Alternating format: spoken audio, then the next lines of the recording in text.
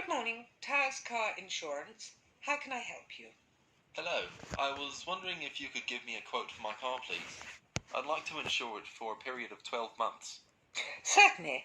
I need to take down a few details first of all. Can I have your name, please? Certainly, it's James Bartolo. Sorry, can you say that again, please? Sure, James Bartolo. That's Bartolo. Okay, thanks. And your date of birth?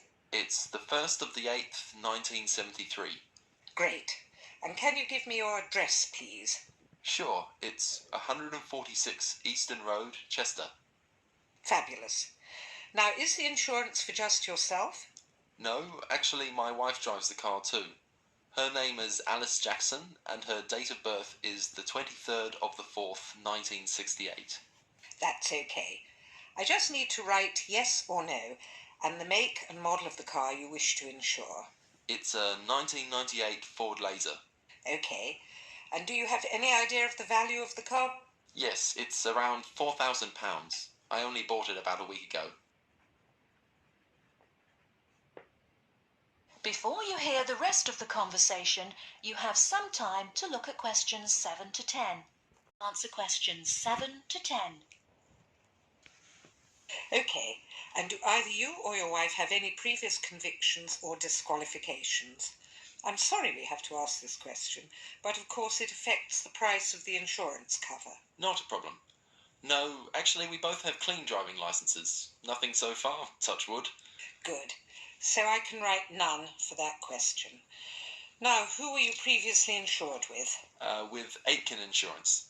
I'm sorry, could you spell that? Yes, it's AITKEN. I actually have a 3 years no claims bonus too. Great. That will bring the price down a little for you too. Okay, if you just give me a few minutes, I'll work out a price for you now. That looks like it will be £275 per year. That sounds good to me. Can I pay for that now over the telephone? Of Part 1. You now have half a minute to check your answers. To Part 2. Part 2. You'll hear a radio program on the process of making beer. First, look at questions 11 to 14. Carefully.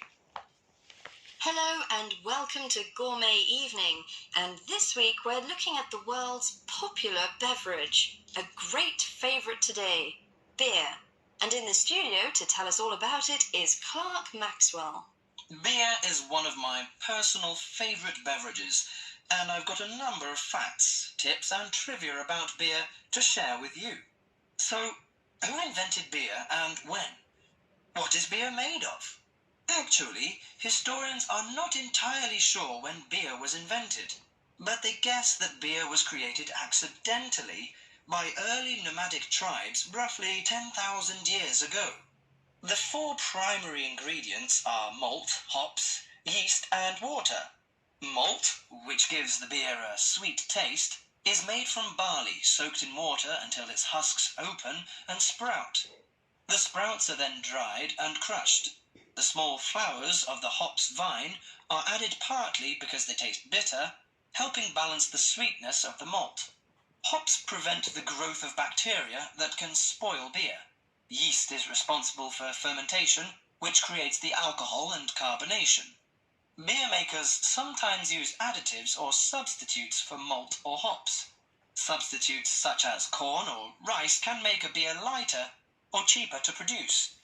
Before the broadcast continues, look at questions 15 to 20.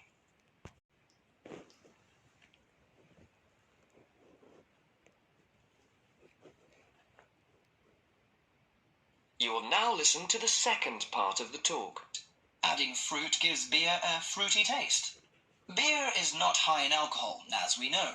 The lowest type, light beer, contains no more than 2% alcohol, and the highest may reach 6%. Other drinks such as wine are more alcoholic. Wine contains 8 to 20% alcohol. But that is not to say drinking beer is no danger at all. Like all alcoholic beverages, beer can make it difficult to drive and think clearly. Excessive drinking can also lead to liver damage, high blood pressure, stomach ulcers, and other health problems. However, beer also helps prevent some health problems when consumed in moderation. Beer contains a moderate number of vitamins and minerals. Studies have shown that small amounts of alcohol can reduce the risk of heart disease. Beer also contains selenium, a mineral that promotes bone growth and helps reduce the risk of osteoporosis. I suppose many of you think beer can give you a beer belly, but you are mistaken. Genes determine how fat is deposited.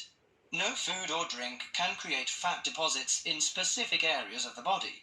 As with all foods, the more calories you consume, the more likely they are to be stored as fat and cause weight gain. Beer contains no fat and averages 150 calories per serving. Well, one more thing. Pay attention to the storage and containers of beer. They will affect its taste. It's a mistake that the taste of beer improves with age, like that of some wines. Beer is a food product that will eventually become stale. It should be stored in a cool, dark location before consumption. And the color of a bottle can influence the flavor. Brown bottles block out light that reacts with the hops, which could damage the flavor. Green or clear bottles provide little or no protection from light damage. Do you know which country drinks the most beer? Although Britain is even on the list of big consumers, actually the Czech Republic consumes the most beer, at 156 litres per person per year, followed by Ireland and Germany. Of Part 2. You now have half a minute to check your answers.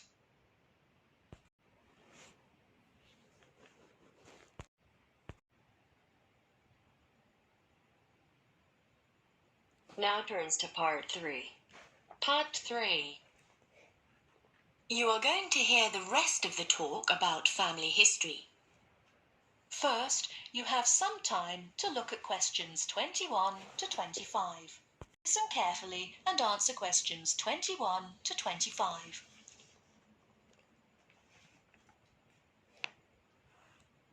So, that's a few ideas about getting information. But what about methods of recording it?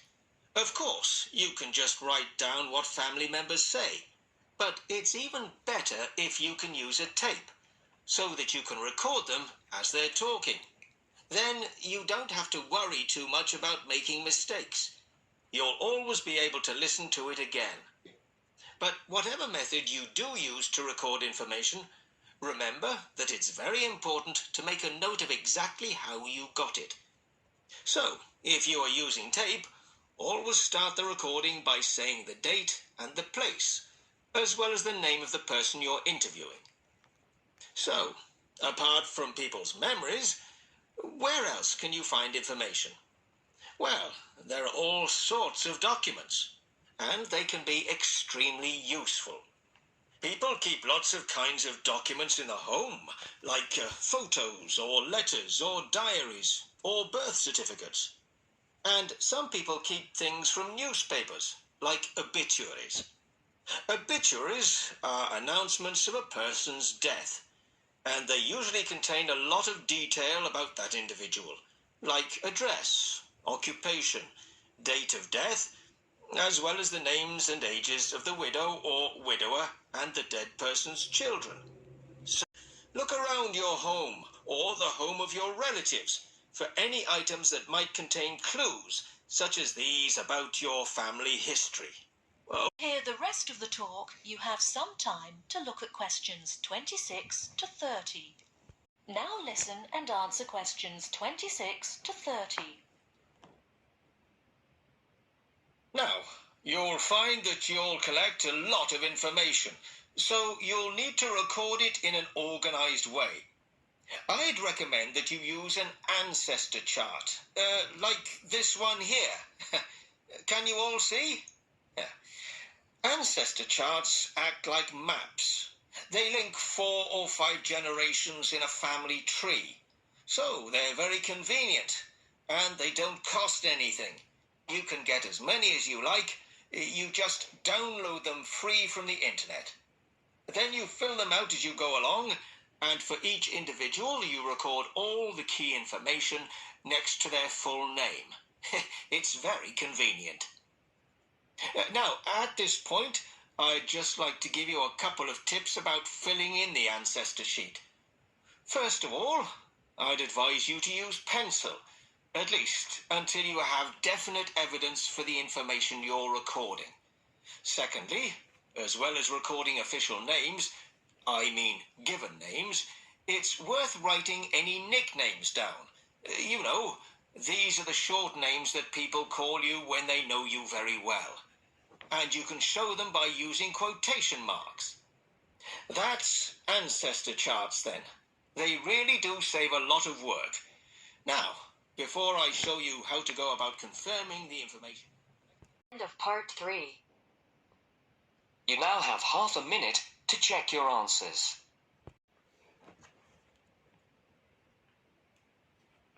Now turns to part 4. Part 4. You will hear part of a lecture about a crater in Australia. First, you have some time to read questions 31 to 40.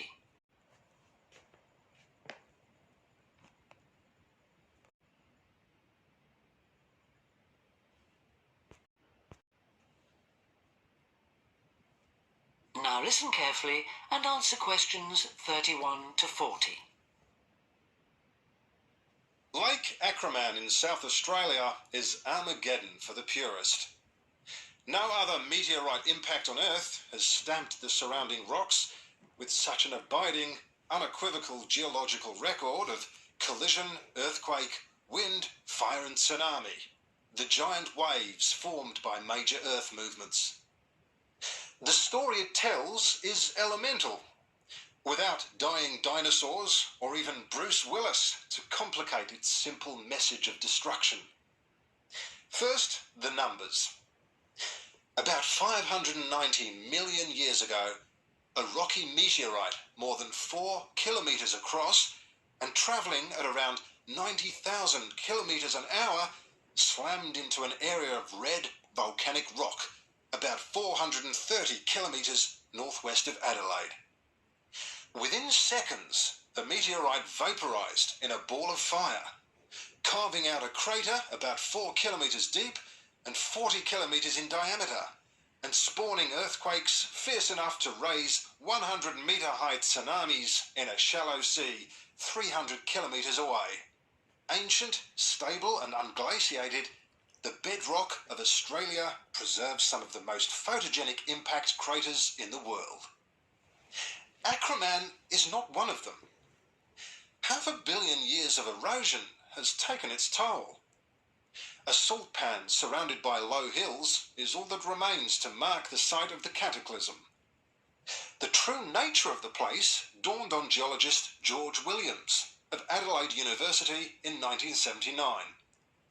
Gazing at a sheaf of newly acquired satellite images, he saw the small circular shape of Lake Acraman surrounded by a ring of faults and low scarps 40 kilometres across, and an outer ring twice this size. A year later, he made it to the site. On islands near the centre of the lake, Williams found bedrock shattered in a conical pattern that experts consider a sure sign of a meteorite impact. Except for a crater, which had long since eroded, the area was a textbook example of an impact site. In 1985, further intriguing evidence turned up. Vic Gostin, another Adelaide geologist, had been studying a thin band of fragmented red volcanic rock in 600-million-year-old shale in the Flinders Ranges, more than 300 kilometres east of Acraman. To his bewilderment, the volcanic chunks turned out to be 1 billion years older than the shale. Where had they come from? Comparing samples, Gostin and Williams found that their rocks were identical. The red rock in the Flinders Ranges had been blasted there from Acraman. Later, the same material turned up at sites 500 kilometres from Acraman. The bands of fragments showed the same structure. Coarse pebbles at the bottom then a cocktail of silt and sand, then layers of increasingly fine sand, distorted on top into a wavy, scalloped pattern. These layers also show, step by step, how the meteorite transformed the floor of an ancient sea hundreds of kilometres away, according to Malcolm Wallace of Melbourne University. First came the earthquake. Travelling at about 3 kilometres a second, shock waves arrived offshore within a minute or two of the collision, stirring up the water with clouds of silt as the seabed shook. Then shattered rock from the explosion arrived by air.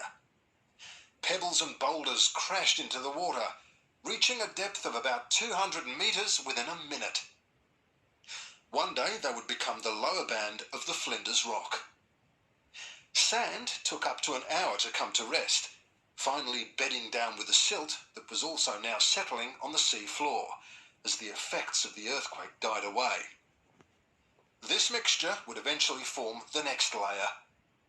About an hour after the meteorite's impact, huge waves rolled in, leaving the ripples on the surface that later hardened into rock. Clear as mud is not an oxymoron. In Acraman, the arid, timeless Australian outback has preserved the closest thing the earth can boast to a perfect pockmark, the pinnacle of imperfection. Part 4. You now have half a minute to check your answers.